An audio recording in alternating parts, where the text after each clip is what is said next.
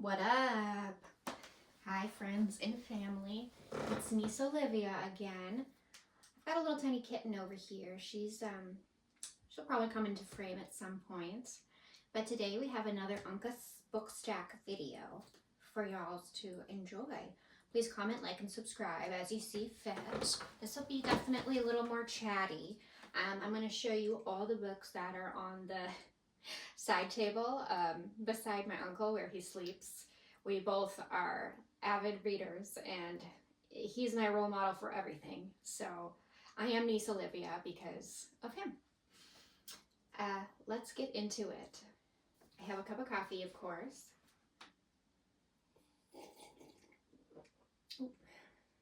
I'm up on the North Shore. Check out my coat shirt. No, I'm not a runner, and I wasn't even alive in 1984, but okay. This first book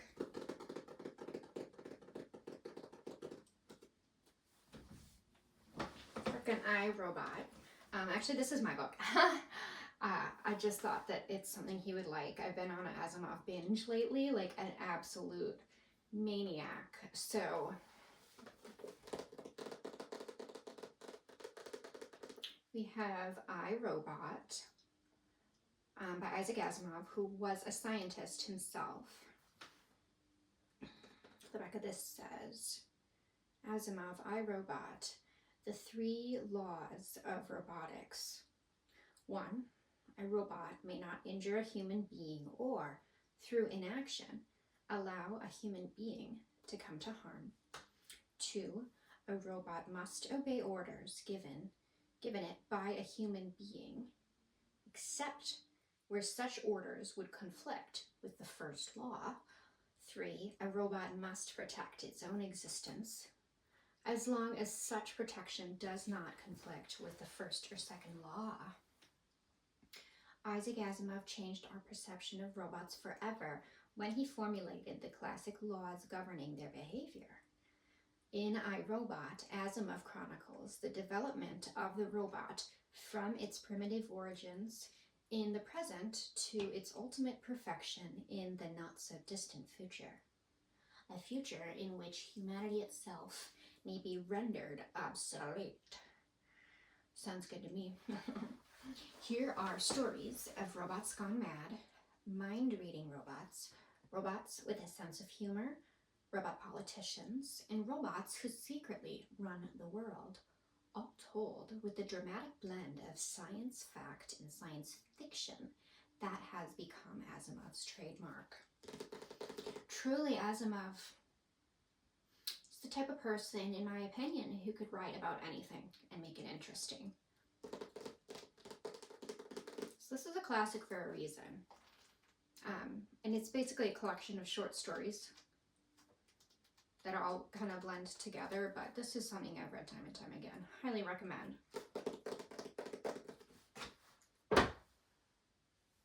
You're gonna find a theme here too.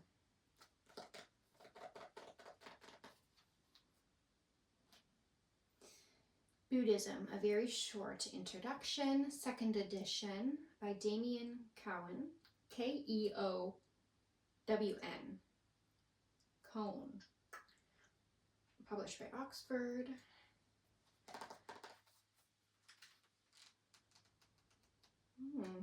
Oh my gosh, I love it when there's some cool pictures.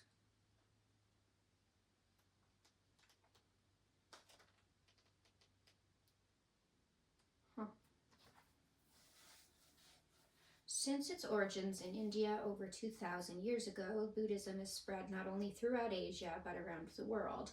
In this very short introduction, Damien Cohn looks at how the tradition began and how it evolved into its present-day form.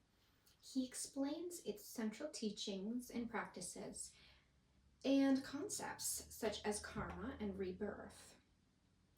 Cohn also considers the evolution of Buddhism within Asia and in the West, as well as the importance of material culture and the ethics of war and peace. The author is Emeritus Professor of Buddhist Ethics at Goldsmiths College in London. He's a founding co-editor of the Journal of Buddhist Ethics and author of Buddhism and Human Rights, 2015.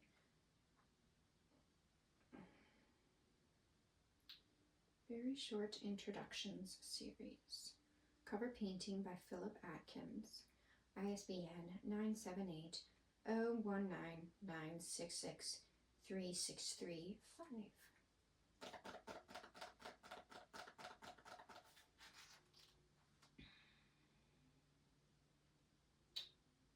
The Wheel of Life, or 6 Realms of Rebirth.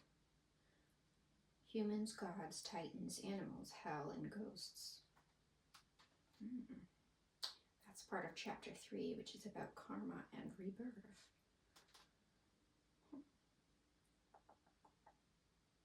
Really cool stupa image. Okay, another Buddhist book. Oh, that's a beautiful image on the cover. Also published by Oxford University Press. This is called The Foundations of Buddhism by Rupert Gethin.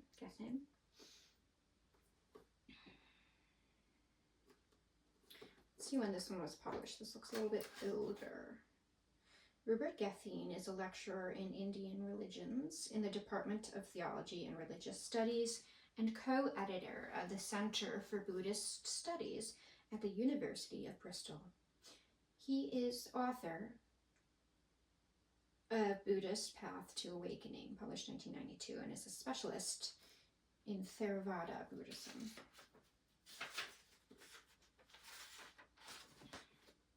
Okay, published 1998. So cute. That was the year my sister was born. ISBN 978-01928922232. Dedicated to his mother.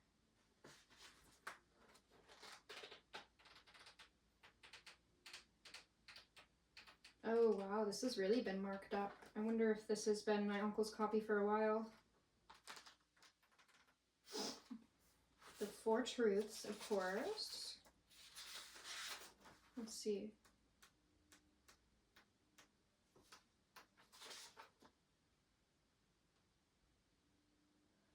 The Buddha thus states that he has always made known just 2 things, namely suffering and the cessation of suffering. Four truths: the disease, the cause, the cure, the medicine. The Buddhist way of meditation, compassion, and non-injury to sentient beings is a deeply attractive philosophy. This book is the best available introduction, says Andrew Lindsay of Mansfield College, Oxford. The Opus series provides concise and original introductions to a wide range of subjects. Those are published by Oxford, so it's part of the Opus series. 100 miles or so from the place of Buddha's birth, pilgrims to the shrine of the primordial Buddha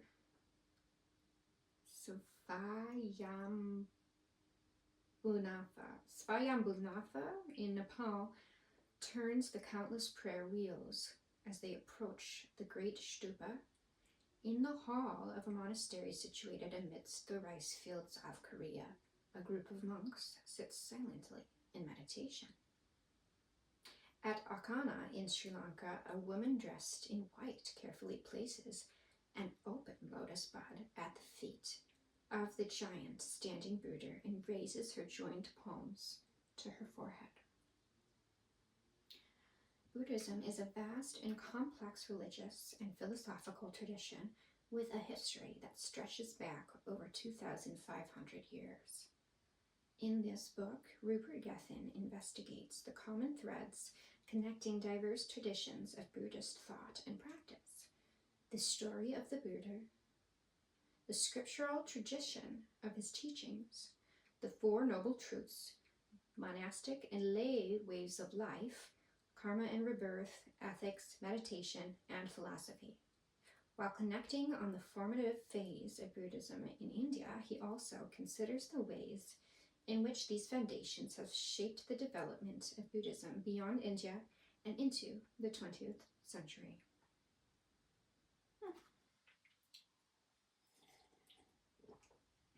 Also, babes, check it out.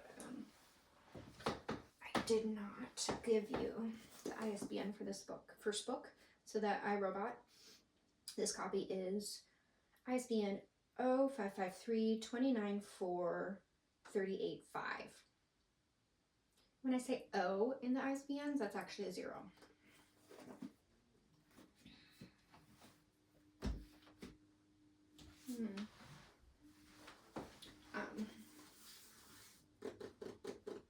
Unka always has the best books. He still works at a bookstore.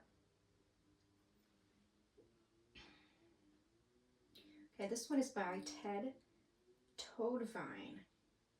Lame name. What's your last name? Toadvine? Sounds fake. It is called The Memory of the World.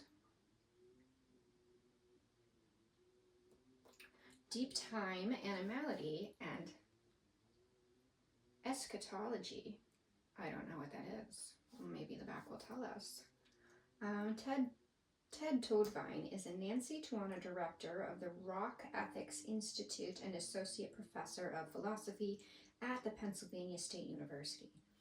He is author of Merleau-Ponty's Philosophy of Nature and editor or translator of 6 books, including Eco-Phenomenology, Back to the Earth Itself. This is published by University of Minnesota Press. ISBN 978-1-5179-1608.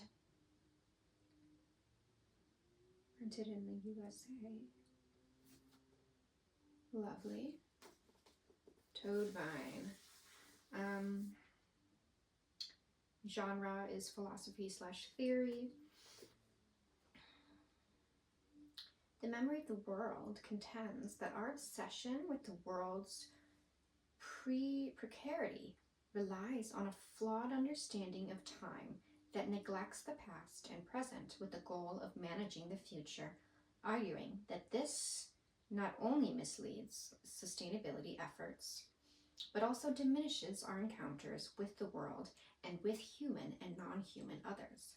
Guided by original readings of Maurice, Merleau-Ponty, Emmanuel Levinas, Jacques Derrida, Jean-Luc Nancy, and others, Ted Toadvine suggests that reconciling our embodied lives with the memory of the earth transforms our relationship with materiality, other forms of life, and the unprecedented future. Integrating insights from phenomenology, deconstruction, critical animal studies, and new materialism, The Memory of the World argues for a new philosophy of time that takes seriously the multiple, pleated, and entangled temporal events spanning cosmic, geological, evolutionary, and human durations. Wow. That's a lot. Wow. Not necessarily an accessible book, I think. You would need to have some sort of background knowledge before you would read this sort of thing. There are a lot of big words and concepts just in that one. This chapter is called Beyond Biologism, The World of the Bee, Animal Memories, Extinction and Memory. Okay, let's see here. Part 1 is called Deep Time. Long introduction.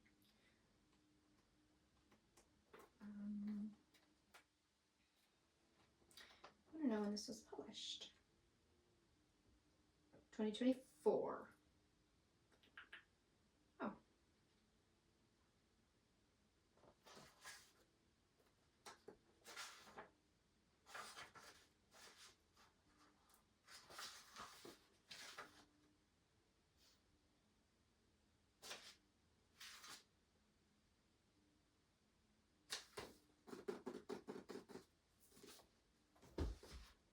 Oh my gosh. gosh, these are hilarious.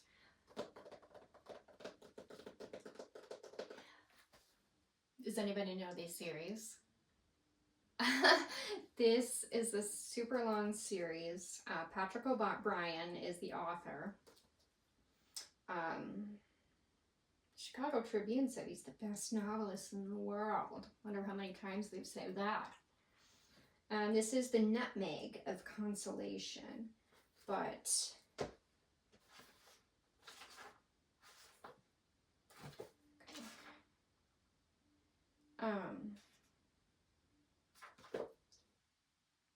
it's about ships and pirates and things. The dreadful penal colony in New South Wales, harrowingly described as the backdrop to a diplomatic crisis provoked by Maturin's Irish temper and to a near-fatal encounter with the wildlife of the Australian outback. I believe this is part of a very, very long series of... Is buccaneer the right word? If you're like a seafaring adventurer guy. John Gregory Duna from the New York Observer said, "What Mr. O'Brien has created is no less than a tapestry of English life in the early 19th century that is almost Dickensian in its scope, brought from contemporary letters and logs and memoirs and official records.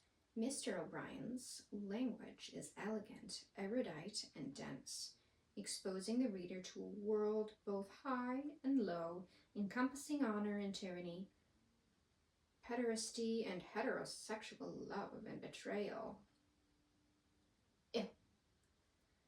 loyalty and treason."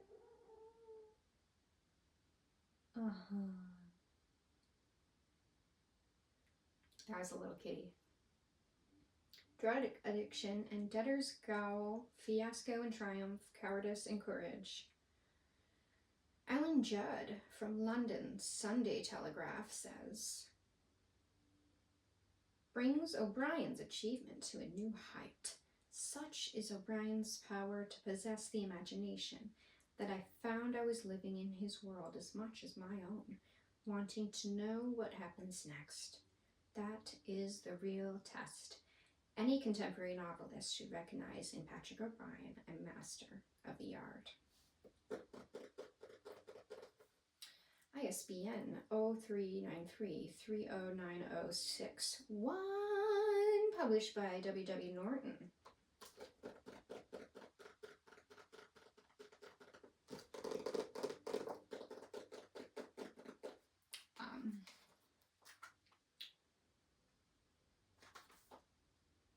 He's on page 188. And the bookmark, of course, is from Birchbark Books, our favorite bookstore of all time. Up in Minneapolis. If you haven't been there, you gotta go.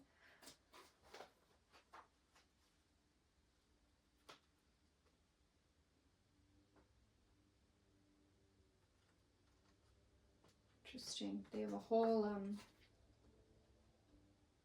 illustration of the different parts of a square-rigged ship. Square-rigged ship. Courtesy of the Science and Technology Research Center, the New York Public Library, Astor, Linux, and Tilden Foundations. So, illustration source, my friends. Pretty cool. Okay. Oh, interesting. I've seen this one before.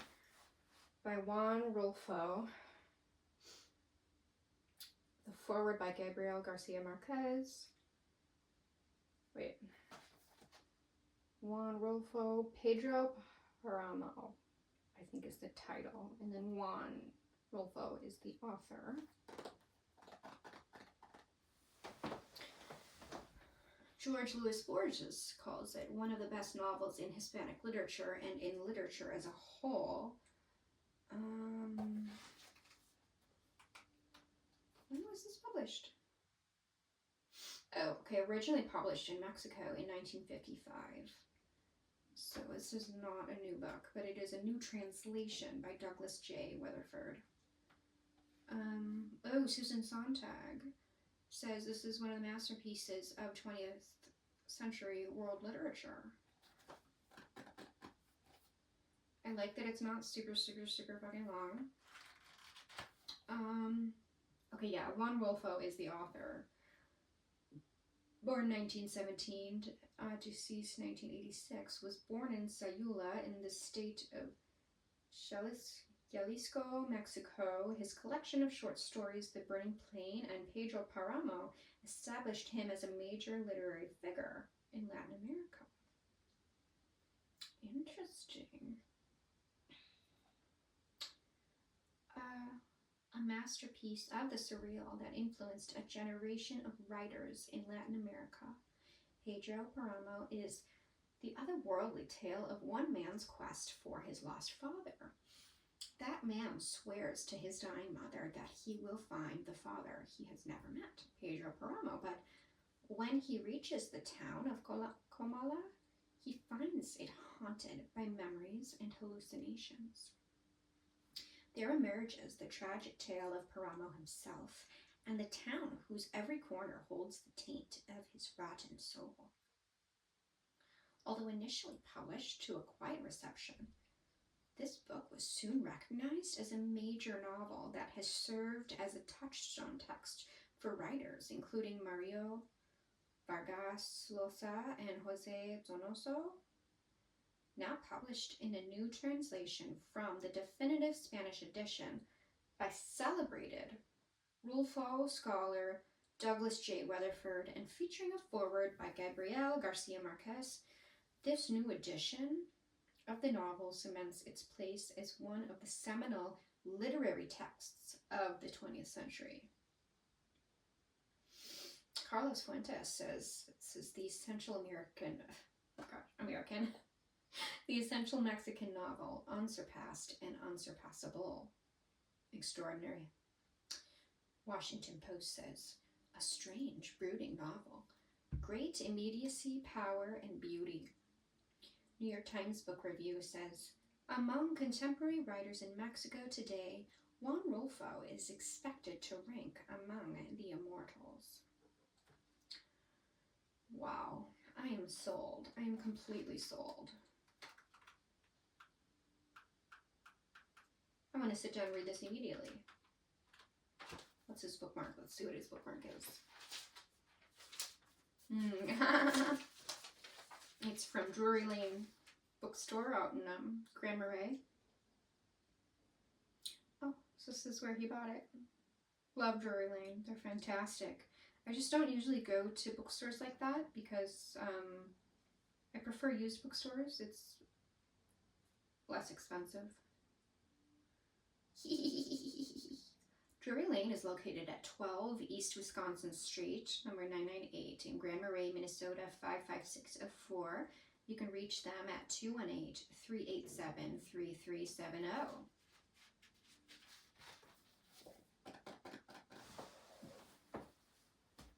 Okay, this is so funny. He's always reading some interesting stuff.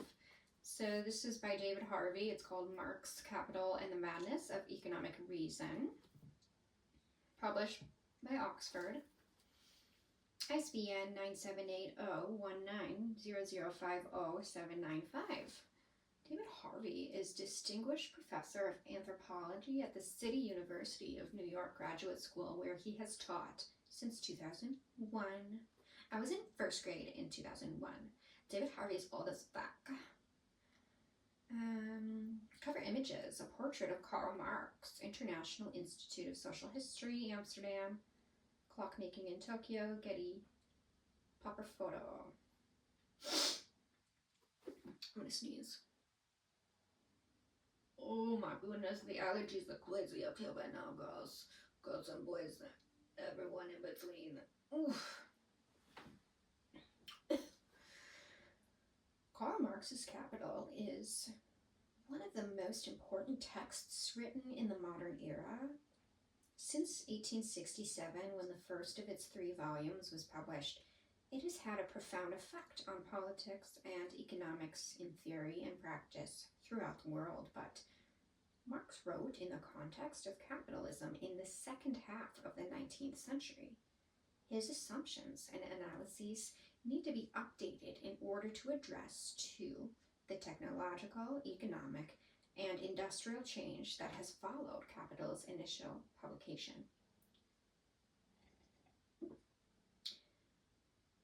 In Marx' Capital and the Madness of Economic Reason, David Harvey not only provides a concise distillation of his famous course on capital, but also makes the text relevant to the 21st century's continued processes of globalization. This book provides an accessible window into Harvey's unique approach to Marxism and takes readers on a riveting roller coaster ride through recent global history. It demonstrates how and why capital remains a living, breathing document with an outsized influence on contemporary social thought. Okay, this has me definitely interested too.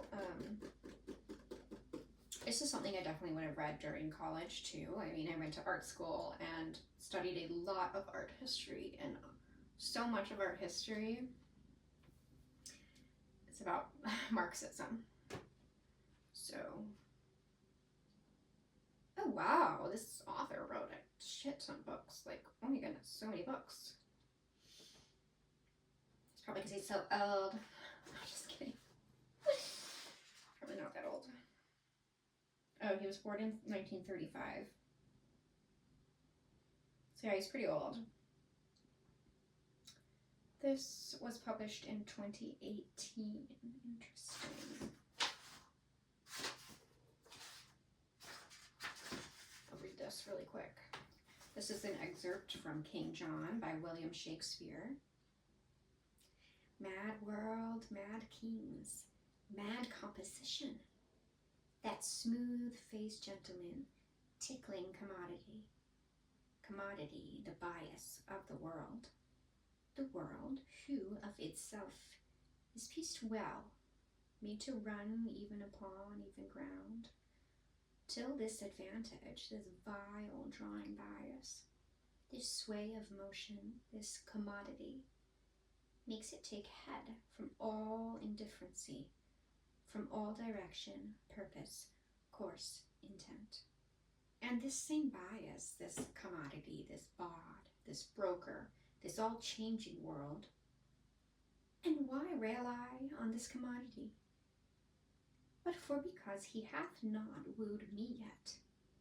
Not that I have the power to clutch my hand when his fair angels would salute my palm, but for my hand, as unattempted yet, like a poor beggar, raileth on the rich. Well, whiles I am a beggar, I will rail, and say here is no sin but to be rich. And being rich, my virtue then shall be to say there is no vice but beggary. Since kings break faith upon commodity, gain be my lord, for I will worship thee.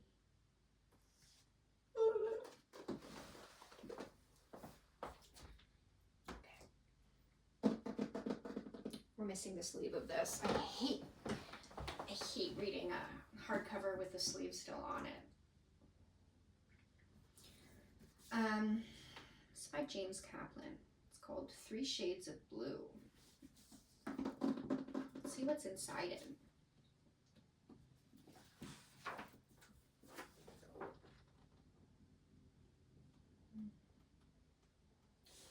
Smells really good. Oh.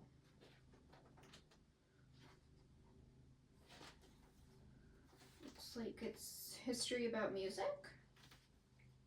Should be so spot on. Unka used to be in a band. They played White Boy Funk in Minneapolis. I think this is about Miles Davis.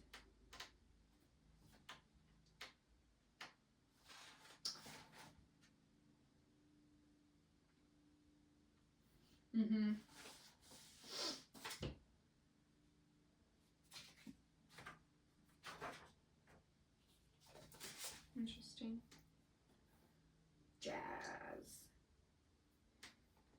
starts with, so what is jazz?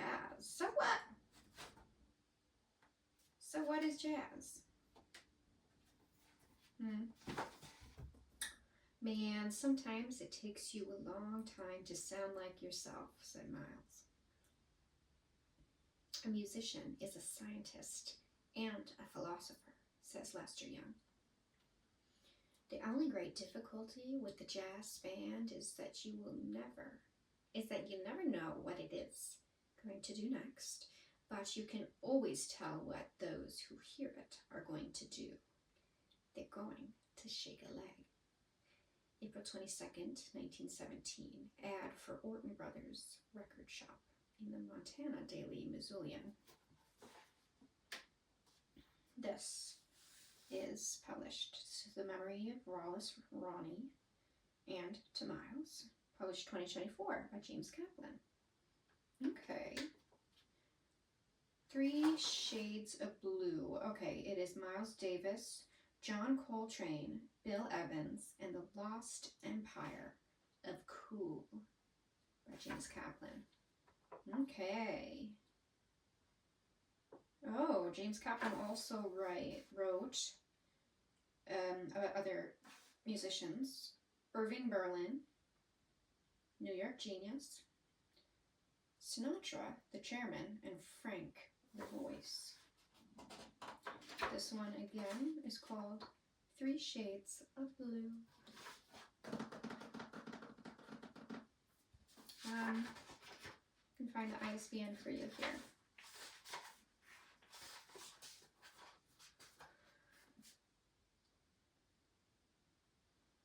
James Kaplan was born in 1951. So the hardcover copy of this is ISBN 978-052-5561002. Printed in the United States of America. Book designed by Daniel Logan. Penguin Press. An imprint of Penguin Random House, LLC. PenguinRandomHouse.com. Yeah, this smells good. Alright. Here's the last one.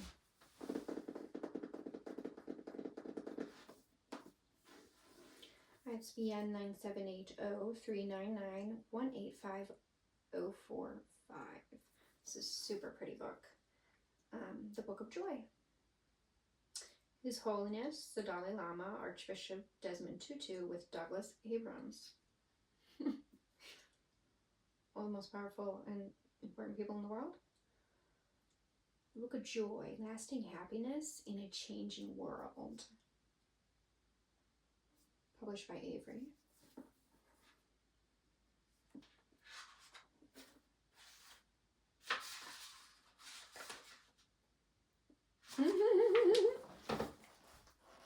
Look at that cover, or that image. That's fabulous. Okay, it looks like he bought this from Drury Lane as well. Got the receipt in there. That's his bookmark. Fabulous. Book of Joy. Oh, the publisher, Avery, is an imprint of Penguin Random House, New York. Published 2016. By the Dalai Lama Trust, Desmond Tutu, and Douglas Abrams. Penguin supports copyright.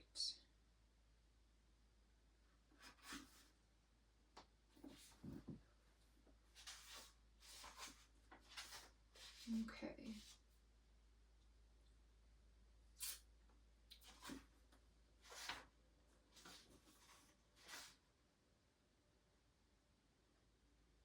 Oh, there's all these great images of these friends hanging out together. Okay, to celebrate, okay, the very first part is the invitation to joy. To celebrate one of our special birthdays, we met for a week in Dharamsala to enjoy our friendship and to create something that we hope will be a birthday gift for others. There is perhaps nothing more joyous than birth, and yet so much of life is spent in sadness, stress, and suffering. We know this small book will be an invitation, or we hope this small book will be an invitation to more joy and more happiness. No dark fate determines the future. We do. Each day and each moment, we are able to create and recreate our lives and the very quality of human life on our planet. This is the power we wield. Lasting happiness cannot be found in pursuit of any goal or achievement. It does not reside in fortune or fame.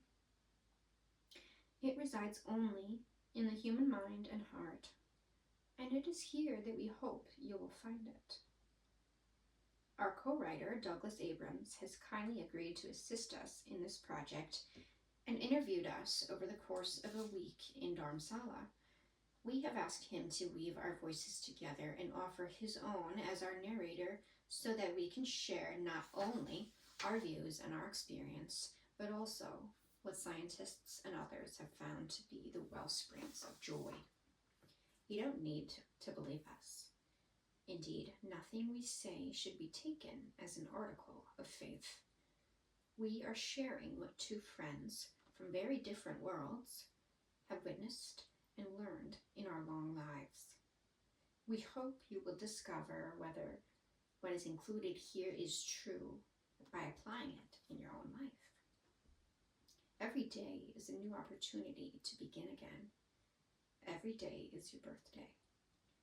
May this book be a blessing for all sentient beings and for all of God's children, including you. Tenzin Gyatso, His Holiness the Dalai Lama, Desmond Tutu, Archbishop Emeritus of Southern Africa. That's all I have for you folks. Thank you for watching.